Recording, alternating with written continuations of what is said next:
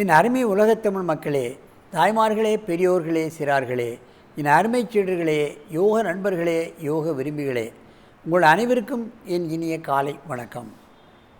கலைஞர் தொலைக்காட்சி நிகழ்ச்சியில் நலமுடன் வாழ என்னும் பிரிவில் யோகாசனத்திற்கு அதிக முக்கியத்துவம் கொடுத்திருப்பதை நீங்கள் அறிவீர்கள். அதிகால வேளையில் முதல் நிகழ்ச்சியாக இது தரப்படுகிறது. காலங்காலமாக நடைபெற்று கொண்டிருக்கின்றது. மற்ற நிகழ்ச்சியெல்லாம் குறிப்பிட்ட நேரத்தில் முடிவடைந்துவிடும். ஆனால் யோக நிகழ்ச்சியோ பல்லாண்டுகளாக நடைபெற்று வருகிறது. இது மக்களுக்கு பயன் தரக்கூடிய ஒரு நல்ல நிகழ்ச்சி. மனிதனை மனிதனையாக வாழ வைக்கக்கூடிய நிகழ்ச்சி. தீராத நோய்களெல்லாம் தீர்த்து வைக்கக்கூடிய அற்புதமான நிகழ்ச்சி. ஆகவே தான் இது அனுதினமும் அதிகாலை வேளையில் மக்களுக்கு உலகமெல்லாம் கண்டு களித்து ரசித்து அதன் பலன்களை எய்தக்கூடிய அளவுக்கு நடந்து கொண்டிருக்கிறது என்பதை நீங்கள் தெரிந்து கொள்ள வேண்டும்.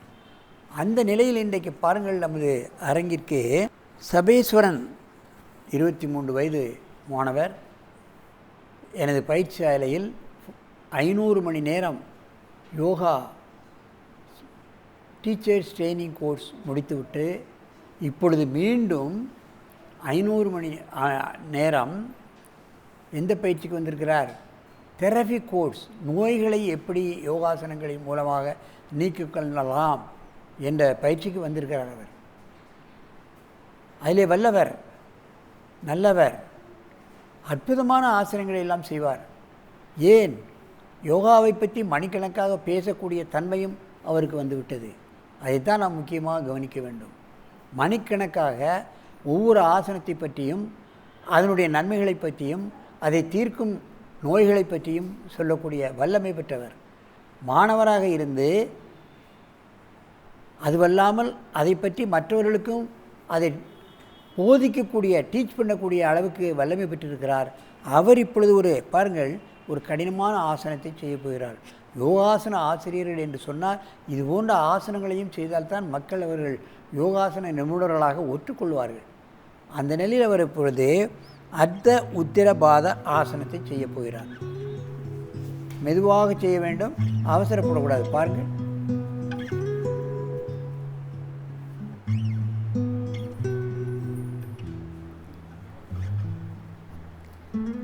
அர்த்த உத்திர பாதாசனம் என்று சொல்லியிருக்கிறார்கள். பாருங்கள், எவ்வளவு நேரம் வேண்டுமானாலும் இதில் இருப்பார். மூளைக்கு அதிகப்படியான பிளட் சர்க்குலேஷன் கிடைக்கும். அன்னமய கோஷம், குறிப்பாக மனோமய கோஷம், விஞ்ஞானமய கோஷம் என்னும் இரண்டையும் அற்புதமாக செயல்படுத்தக்கூடிய அற்புதமான ஆசனம். மெதுவாக இறக்குங்கள். எவ்வளோ நேரம் இருக்கிறார்கள் பார்க்கிறீர்களா? அப்படியே மண்டி போட்டு உட்காருங்கள். முட்டிலேயே கை வைத்து நல்ல மூச்சு இழுத்துக் கொள்ளுங்கள்.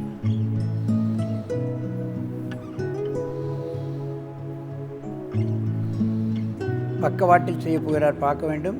கை எப்படி வைத்திருக்கிறார், தலை எப்படி வைத்திருக்கிறார், காலை எப்படி வைத்து அவர் தூக்கி கொண்டிருக்கிறார் என்பதையெல்லாம் பார்க்க வேண்டும். சிரசாசனம் செய்ய முடியாதவர்கள் இந்த ஆசனத்தை செய்தாலே சிரசாசனத்தினுடைய பலங்கள் எல்லாம் கிடைத்துவிடும். கிங் ஆஃப் ஆசனாஸ் என்று சொல்வார்கள். மூளை பலம், மனோபலம், நினைவாற்றல் இவைகளெல்லாம் செய்யக்கூடியது. அன்னமய கோஷம், பிராணமய கோஷம், மனோமய கோஷம், விஞ்ஞானமய கோஷம் என்றும் 4 கோஷங்களையும் சரியாக இயங்க வைக்கக்கூடிய அற்புதமான ஆசனம் இந்த அர்த்த உத்திர பாத ஆசனம்.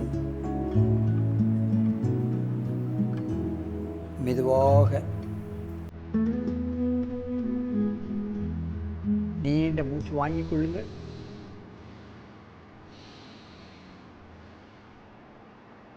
அங்கே அந்த பக்கம் பார்க்க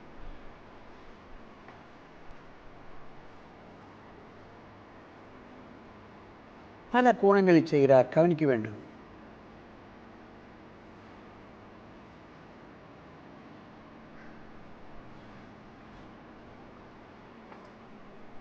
இவையெல்லாம் ஆரம்ப கட்டத்தில் யாராவது ஒருவர் கூட உதவி செய்யலாம். ஒரு வாரம் உதவி செய்தாலே தானாகவே செய்யக்கூடிய தன்மை வந்துவிடும்.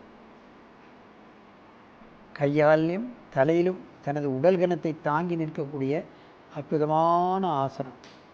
மெதுவாக இறக்குங்க.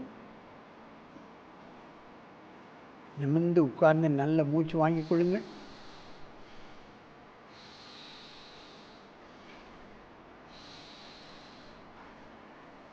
இங்கே திரும்பி இப்படி இங்கே வாங்க பண்ணுங்க. ஏன் சில வேளைகளில் அவர் பழங்களை மட்டும்தான் சாப்பிடுவார். சமைச்ச உணவு வேண்டாம் என்று உதறி விடுவார். சின்ன வயதில் வாலிபர்கள் உணவை கட்டுப்பாட்டில் வைத்துக் கொள்வது என்பது மிக மிக கடினம்.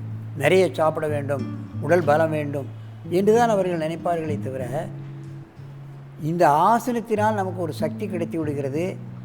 ஆகவே உணவு நமக்கு அதிகமாக தேவைப்படாது என்பதை அவர் அனுபவபூர்வமாக உணர்ந்திருக்கின்ற காரணத்தினால் இங்கேயே தங்கியிருக்கிறார். உணவு என்பது சமைச்ச உணவை பல நாட்களில் சாப்பிட மாட்டார். 3 வேளையிலே 2 வேளை பழ உணவு மட்டும் சாப்பிட்டுட்டு அவர் பாட்டு போவார். மனோ உறுதி வந்து விடுகிறது.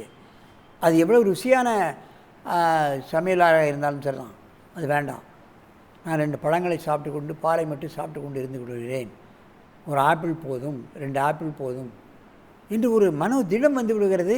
23 வயதை அதைத்தான் நாம் கவனிக்க வேண்டும். ஆகவே இது போன்ற ஆசனங்களை அனுதினமும் பழகி உடலையும் உள்ளத்தையும் ஆரோக்கியமாக வைத்து கொண்டு இனிது நெடிது வாழ வேண்டும் என்று கேட்டு உங்களிடமிருந்து விடைபெறுவது ஆசனம் ஆண்டியப்பன். வணக்கம்.